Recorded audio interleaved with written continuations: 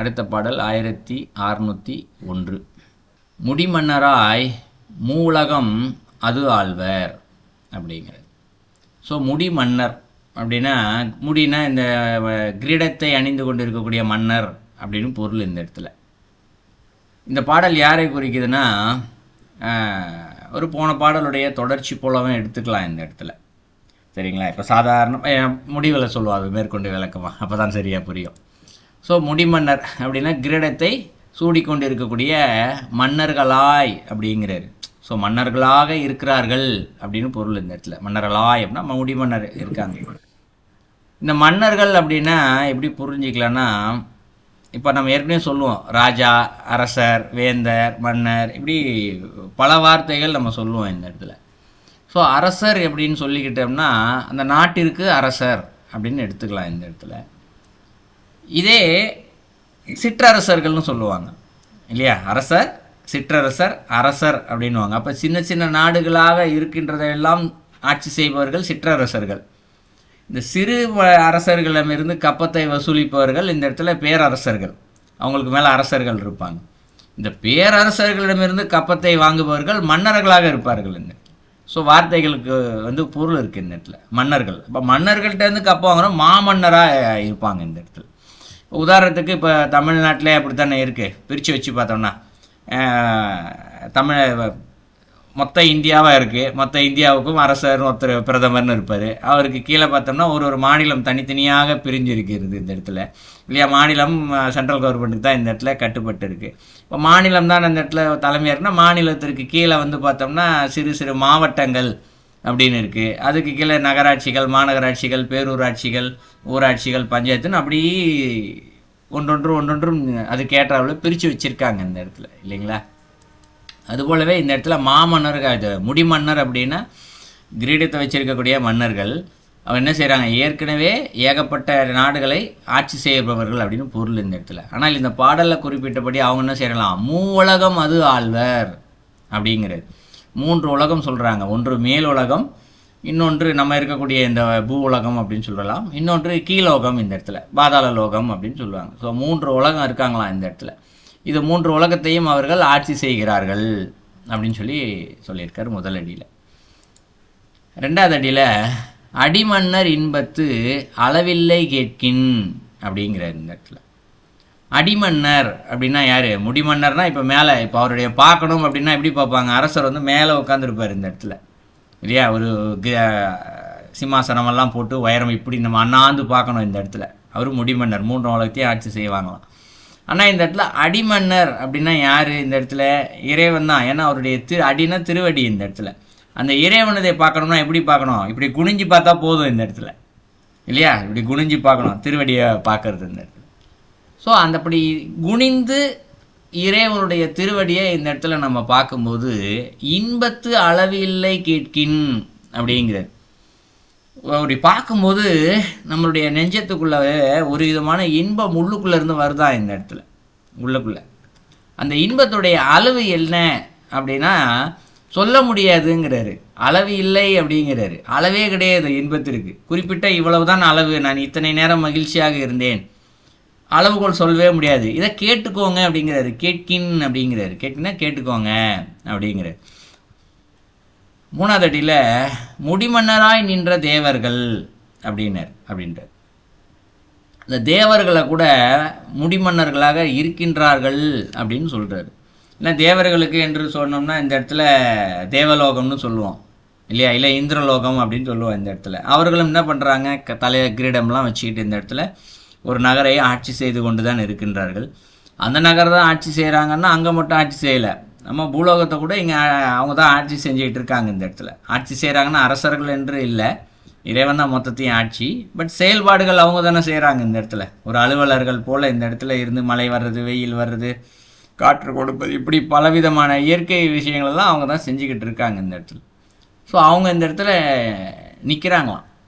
ஏன் அவர்களை தேவர்கள் அப்படின்னு சொல்கிறோம் அப்படின்னா, இவர்களெல்லாம் பெயர்களால் அழைக்கப்படுகின்ற மலங்களால் கொண்டவர்கள் இந்த இடத்துல தேவர்கள். இப்போ இந்திரனே அப்படின்னா உடனே திரும்பி பார்ப்பார், என்னை யாரோ கூப்பிட்றாங்க அப்படின்னு சொல்லிட்டு. இது திருமந்திரத்தில் வேறொரு பாடலில் மும்மூர்த்திகள் முறைமே நினைக்கிறேன், பாடலில் சொல்லுவார் இந்த இடத்துல.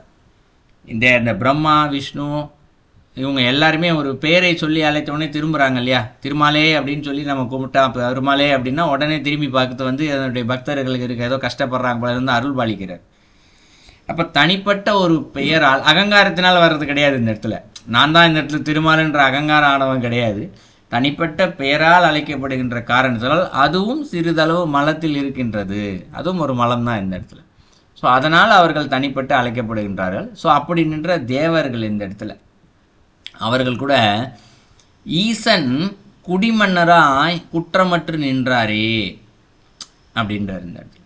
ஸோ இந்த தேவர்கள் எல்லாருமே என்ன பண்ணுறாங்களா, ஏற்கனவே சின்ன மலம் கூட இந்த இடத்துல இருக்குது, இருந்தாலும் ஈசன் குடிமன்னர் அப்படிங்கிறாரு. ஸோ சிவபெருமான் தான் என்ன பண்ணுறாரு இந்த இடத்துல, ஈசன்னா ஏற்கனவே சொல்லியிருக்கோம், உலகத்தில் இருக்கக்கூடிய எல்லா உயிர்களுக்கும் தலைவன் தான் ஈசன். இந்த இடத்துல தலைவனாக நிற்கும்போது ஈசனாக நிற்கின்றார்.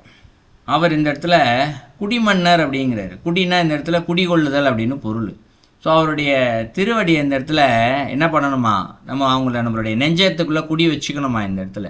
ஸோ யார் இந்த இடத்துல குடி வச்சுருக்காங்க, தேவர்கள் குடி வச்சுருக்காங்க அப்படிங்கிறார். முடிமன்னராக நின்ற தேவர்கள் ஈசனை என்ன பண்ணுறாங்களாம், தங்களுக்குள்ளே குடி வைத்து கொண்டு இவரே எனக்கு அரசர், இவர் தான் எனக்கு ஆட்சி செய்கின்றார் இந்த இடத்துல அந்த எண்ணத்தோடு நின்று குற்றமற்று நின்றாரே அப்படிங்கிறார். ஸோ குற்றமற்று அப்படின்னா இப்போ தேவர்கள் பல விதமான காரியங்களை வந்து இந்த இடத்துல செஞ்சுக்கிட்டே இருக்கிறாங்க இந்த இடத்துல இல்லையா. அப்போ அதற்கென்ற ஒரு பலன் ஏதாவது ஒன்று இருக்கணும்ல. நேற்றைய வகுப்பில் கூட இதை வச்சு கொஞ்சம் பேசியிருந்தோம். பலவித காரியங்கள், எந்த ஒரு செயலுக்குமே இந்த இடத்துல எதிர்வினை உண்டு. அப்போ தேவர்கள் இந்த இடத்துல பலவிதமான காரியங்கள் செய்கிறார்கள், அதனால் நன்மை பலவிதங்கள் நடந்து கொண்டிருக்கின்றது. அப்போ அவங்களுக்கு அதனால் புண்ணியம் போய் சேருதா தேவர்களுக்கும் அப்படின்னு கேட்டால் அவங்களுக்கு போய் சேரவில்லை. இதனால் அவர்களுக்கு எந்த விதமான பாதிப்பும் ஏற்படுவதில்லை, மலங்கள் ஏற்படுவதில்லை. இது நாலாதடிக்கு பொருள். ஸோ இதை தேவர்கள் அப்படின்னு சொல்லப்படுறவங்க யார் இந்த இடத்துல அப்படின்னா, அவர்கள் அனைத்து வசதிகளோடும் இருப்பார்கள், ஆனால் துறவு நிலையில் இருப்பார்கள். எல்லாருக்கும் உடம்பு ஃபுல்லாக தங்கத்தை போட்டிருப்பாங்க புரிஞ்சிக்கிறதுக்காக. இப்போ அவங்களாம் உடம்பு வந்து நம்மள மாதிரி உடம்பு கிடையாது, ஒளி உடம்பு அவங்களுக்கு, வெளிச்சத்தினால் ஆன உடம்பு. அவர்கள் எல்லாமே ஒரு அனைத்து சுகங்களையும் அனுபவித்து கொண்டு இருந்தாலும் துறவு நிலையில் தான் அவங்க இருப்பாங்க. அவங்க தான் தேவர்கள் இந்த இடத்துல. ஸோ அந்த நாலடிக்கும் சேர்த்து பொருள் பார்க்கும் பொழுது உள்ளே ஒரு கருத்து வச்சிருக்காரு இந்த இடத்துல.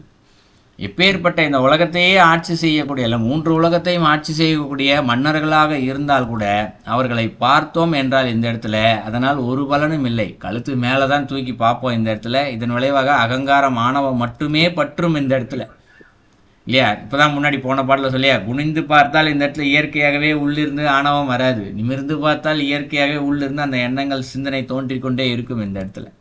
இதை உட்கருத்தாக உள்ள வச்சிருக்காரு இந்த பாடலில். ஸோ அவங்கள பார்க்கறனால இந்த அகங்காரம் வரும். ஆனால் நீங்கள் தலையை குனிந்து இறைவனுடைய திருவடியை பார்த்து அப்படின்னா பார்த்தீர்கள் என்றால் உள்ளிருந்து வரக்கூடிய இன்பத்திற்கு அளவு என்ற ஒன்று கிடையவே கிடையாது, அளவே இல்லை, இதை கேட்டுக்கொள்ளுங்கள் அப்படின்னு சொல்லிட்டு அதற்கு சான்றாக ஒன்று சொல்கின்றார்.